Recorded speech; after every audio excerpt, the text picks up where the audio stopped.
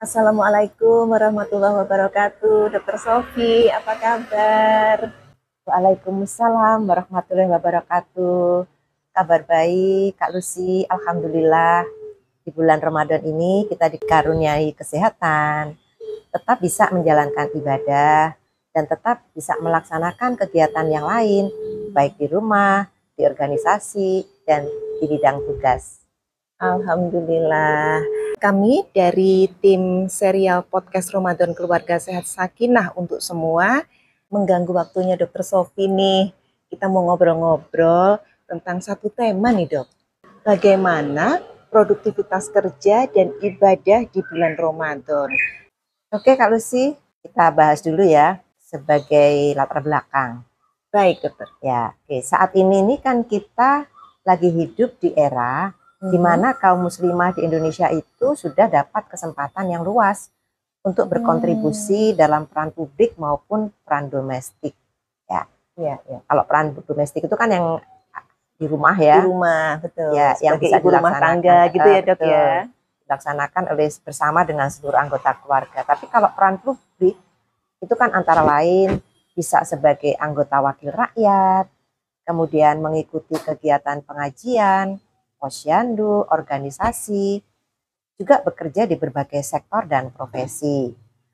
Antara lain dosen, guru, dokter, bidan, perawat, insinyur, pengacara, notaris, programmer, penyiar, reporter, pekerja seni, petani, relawan, kepala desa, lurah, kemudian gubernur, bupati, camat, dekan, rektor, pengusaha, wirausaha, dan mubalighot, serta banyak pekerjaan lain dan profesi lain yang disandang oleh Ibu-Ibu Aisyah. Aisyah itu sebagai organisasi perempuan berkemajuan selalu mendorong berbagai gerakan yang tentunya nggak kenal waktu. Artinya nggak ada waktu yang dikecualikan dalam melakukan gerakan Aisyah. Misalnya pada bulan suci Ramadan, jam siaran televisi kan nggak berkurang. Iya, betul. Kan kebetulan Muhammadiyah itu kan punya TV-mu. Ya. Kemudian orang sakit itu nggak pernah libur. Rumah sakit jalan terus ya, Dok. Betul. Apalagi di Aisyah itu ada klinik dan rumah sakit Aisyah. Kemudian satu lagi, ada program yang dicanangkan oleh pemerintah yaitu swasembada pangan yang nggak bisa ditunda. Banyak sekali petani yang kebetulan perempuan dari Aisyah. Kemudian masalah hukum tetap muncul. Yang ini semuanya menyebabkan pekerjaan itu nggak pernah libur. Terus gimana, Dok? Fenomena ibadah di bulan Ramadan itu sendiri, Dok? Bulan Ramadan itu, Kak Lucy, adalah musim ketaatan. Semua umat Islam akan melakukan upaya untuk peningkatan kualitas ibadah di bulan Ramadan. Nah, semangat ini tentu hal yang wajar dan tampak menjadi keseharian, baik di awal, di tengah, bahkan kita harapkan tetap meningkat kuantitas maupun kualitasnya pada saat akhir bulan Ramadan. Nah, inilah tujuan dasar dipilihnya topik ini agar kita semua bisa mengatur diri, tetap bisa produktif bekerja, dan tetap beribadah dengan istiqomah, bahkan meningkatkan kuantitas dan kualitasnya. Dokter Sofi sebagai salah satu anggota Divisi Pelayanan Kesehatan Majelis Kesehatan PP Aisyah, saya jadi pengen nyinggung-nyinggung nih masalah kesibukannya Dokter Sofi. Dok, sebetulnya bagaimana ya, Dok? Para muslimah itu bisa tetap menjaga produktivitas kerja selama Ramadan ini, dimana kan ya kita sadar lah asupan makan tuh kita itu kan berkurang dong pada saat Ramadan. Iya, betul. Seperti kita ketahui, di bulan Ramadan kita kan tetap harus menjaga produktivitas kerja. Apalagi kita tadi sudah bahas bahwa pekerjaan itu tidak mungkin berkurang, ya. Di semua profesi itu kayaknya tetap aja. Nah, sebelum kita menjaga produktivitas kerja, kita perlu meningkatkan etos kerja dulu yang selaras dengan bulan Ramadan. Maksudnya seperti apa itu, Dok? Ya, etos kerjanya.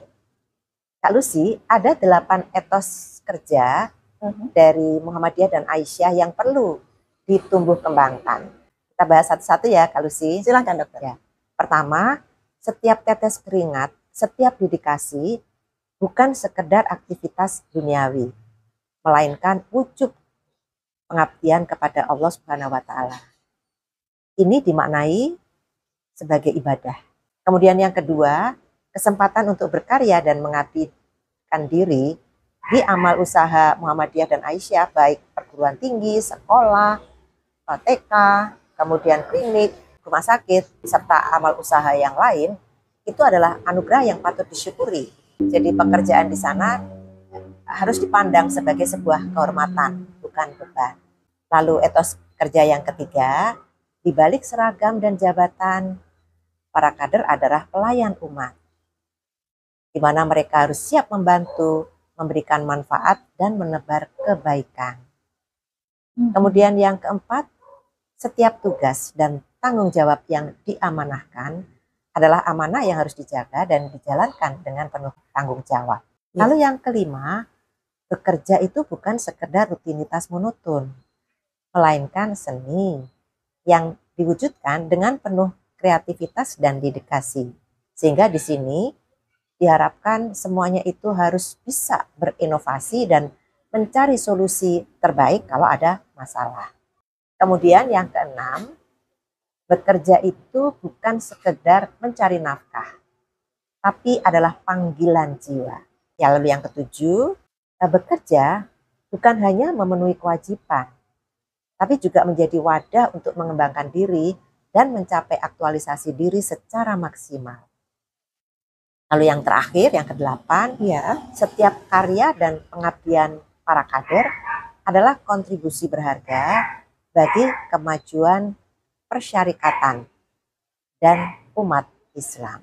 Etos kerja ini merupakan komitmen dan tindakan dalam mewujudkan cita-cita mulia persyarikatan, yaitu membangun masyarakat Islam yang sebenar-benarnya, berwatak kemajuan, bermartabat, dan berkeadilan. Nah, Kak Lucy, setelah kita memahami dan bertekad meningkatkan etos kerja, kita akan menghasilkan peningkatan produktivitas kerja. Ya, baik dokter. Terus dok, bagaimana dok asupan makanan yang berkurang itu dok? Ya, kan namanya puasa ya dok. Apakah akan mempengaruhi produktivitas kerja? Ini kan sahabat Aisyah penasaran juga dok. Ya, baik. Jadi Kak Lucy, saat berpuasa, asupan makanan itu memang berkurang sekitar 20-30%. Karena itu, mengkonsumsi makanan tinggi gizi dan gizi seimbang menjadi salah satu kunci agar kita tetap kuat saat beraktivitas di bulan puasa. Dengan gizi dan nutrisi yang seimbang, tubuh itu akan siap untuk menjalani aktivitas sehari-hari meskipun sedang berpuasa. Selain itu, kita harus memperbanyak minum air putih agar tidak mengalami dehidrasi atau kekurangan cairan. Sebetulnya, energi yang cukup itu sangat dibutuhkan saat beraktivitas. Ada beberapa yang bisa kita lakukan ya. Antara lain pada saat bulan puasa itu kita bisa mengatur menjadi 2 atau 3 kali waktu makan, yaitu waktu sahur, waktu berbuka, dan setelah ibadah tarawih. Baik. Ya. Namun porsi makannya jangan terlalu banyak. Ya, itulah dok. Karena tubuh kita sendiri itu sebetulnya punya tabungan yang bisa diambil oleh proses pada saat tubuh itu kekurangan energi, itu akan mengambil tabungan yang ada di tubuh kita. Jadi kita nggak perlu khawatir. Begitu ya dok ya. Jadi ada mekanisme tubuh yang nggak usah takutlah kalau kita tuh kelaparan gitu ya dok ya. Jadi itu memang tergantung pikiran kita juga. Oke, baik. Dan terakhir tentang makanan ini, waktu makan terakhir itu sebaiknya 2 jam sebelum tidur. Baik. Iya, lalu dok, bagaimana cara agar dalam bulan suci Ramadan itu kita bisa menjalankan bahkan meningkatkan ibadah, baik ibadah yang wajib ya dok, juga ibadah yang sunnah dok? Ya, di era yang penuh ketidakpastiannya karena kegiatan terlalu banyak ya. Mungkin Ibu Aisyah itu juga ada kegiatan ini, ada kegiatan itu, bagaimanapun harus bisa mengatur diri agar tetap beribadah, baik yang wajib maupun yang sunnah dengan istiqomah. Nah, gimana caranya? Pertama, manajemen waktu. Ya, memang setiap orang itu memiliki waktu yang sama, yaitu 24 jam. Betul, Dok. Tapi setiap orang akan memiliki cara membagi waktu yang berbeda. Iya, Ya, baik. begitu juga dalam beribadah, ya, di mana setiap diri itu memiliki banyak rutinitas dan kondisi yang berbeda. Sehingga perlu untuk membagi waktu itu secara konsisten. Kemudian yang kedua, amalan sedikit tapi rutin. Kemudian yang ketiga, nah ini yang penting, niatkan rutinitas untuk ibadah. Agar tidak menyesal di akhir Ramadan, setiap muslim perlu untuk meningkatkan niat rutinitasnya di bulan Ramadan sebagai amal ibadah. Kalau ngomong tentang langkah konkret nih, Dok, yang bisa dilakukan oleh komunitas Aisyah dalam gerakan menjaga produktivitas kerja dan ibadah di bulan Ramadan, seperti apa, Dok? Ya, jadi Kak Lucy, di dalam surat Al-Anbiya ayat 25, Allah Subhanahu wa Ta'ala mengutus Rasulnya untuk mengajak umat manusia agar menyembah Allah Subhanahu wa Ta'ala. Nah, di dalam syariah Islam, ibadah adalah ketundukan atau ketaatan seseorang hamba kepada Allah. Ibadah dalam Islam itu dibagi menjadi dua kategori besar, Kak Lucy. Oh, iya, Dok. Ya, yaitu ibadah mahdoh yang hanya berhubungan dengan Allah Subhanahu wa Ta'ala seperti sholat, zakat, puasa, dan haji. Dan ibadah ghairu mahdoh itu mencakup aspek kehidupan sehari-hari, antara lain menuntut ilmu, kegiatan-kegiatan lain, termasuk bekerja, tentu dengan niat ibadah. Langkah konkret yang didorong untuk menjaga produktivitas kerja dan ibadah di bulan Ramadan itu yang pertama, penetapan niat sebagai fondasi utama. Kemudian yang kedua, mengintegrasikan ibadah ke dalam rutinitas sehari-hari. Ketiga, sahur dengan makanan yang bergizi. Yang keempat, rencanakan jadwal harian dengan baik. Dalam konteks Ramadan, kita bisa memodifikasi matriks Eisenhower untuk memprioritaskan tugas-tugas kita berdasarkan urgensinya dan penting atau tidak. Nah, ini kita lihat matriks tersebut. Itu ada 4 kuadran ya, urgent, non-urgent, kemudian important dan not important. Kita lihat apabila kegiatan kita itu termasuk yang urgent dan important, masuk ke kuadran do, yaitu kita kerjakan. Tapi kalau dia itu important atau penting, tapi nggak urgent, itu bisa kita schedule. Ya. Kemudian kita masukkan ke dalam kuadran yang schedule ini. Kemudian kalau dia itu urgent tapi nggak penting, itu bisa kita masukkan ke dalam kuadran delegate. Artinya kita bisa mendelegasikan. Kemudian kalau kita itu menemukan bahwa kegiatan itu termasuk non-urgent dan not important ya, itu kita bisa masukkan ke dalam kuadran delete. Yang berikutnya, yang kelima, itu kita harus tetap aktif dengan olahraga. Olahraganya memang nggak harus berat ya, yang sedang-sedang saja. Misalnya apa, Dok? Ya bisa jalan, bisa naik turun, yang penting itu bergerak. Kemudian yang keenam, jaga keseimbangan antara pekerjaan dan ibadah.